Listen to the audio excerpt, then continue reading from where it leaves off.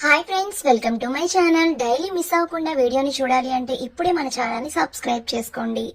ఇక అహల్య అయితే బాబుకి పాలిచ్చి తనని జోకొట్టి నిద్రపుచ్చేస్తుంది. ఇక నిద్రపుచ్చిన తరువాత ఇక రూమ్ లో నుంచి హాల్లోకి వచ్చి ఇక హాల్లో అయితే గౌతమ్ కుటుంబ సభ్యులందరూ కూడా వరుసగా హాల్లో కూర్చొని మాట్లాడుకుంటూ ఉంటారు. ఇక అప్పుడే ఆయేషా అయితే బాబుని నిద్రపుచ్చేసి, అదితి గారు బాబు నిద్రపోతున్నాడు తీసుకోండి అని అయితే అంటుంది. ఇక అప్పుడే సుభద్ర నాకు ఇవ్వమ్మా అని అయితే అంటుంది. ఇక వెంటనే ఆయేషాలాగా బూర్కా వేసుకుని ఉన్న అహల్య అయితే బాబుని తీసుకుని సుభద్రకైతే ఇచ్చి అక్కడి నుంచి పైకి వెళ్ళబోతూ ఉంటుంది. ఇక అప్పుడే భానుమతికి ఏదో డౌట్ గా అనిపించి, నువ్వు ఇలా రా, ఒక్కసారి నిన్ను చూస్తే నాకు ఎందుకో అనుమానంగా అనిపిస్తుంది, ఒక్కసారి నీ గూర్ఖా పైకి ఎత్తి నీ ముఖం చూపించు అని అయితే ఆయేషా మీద అరుస్తూ ఉంటుంది. ఇక ఆయేషాలో ఉన్న అహల్య అయితే ఒక్కసారిగా భయపడిపోతూ సైలెంట్ గా అలా నుంచుని ఉండిపోతుంది.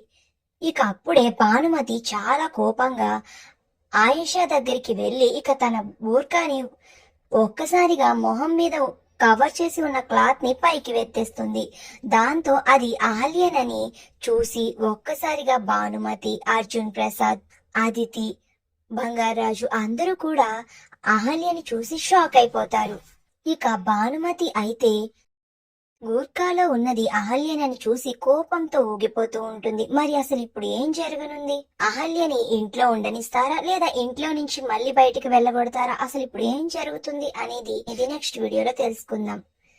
ఈ ముగ్గు మీకు నచ్చితే తప్పకుండా వీడియోని లైక్ అండ్ సబ్స్క్రైబ్ చేసుకుని కామెంట్ చేసేయండి మంచి మంచి ముగ్గుల కోసం. Thank you.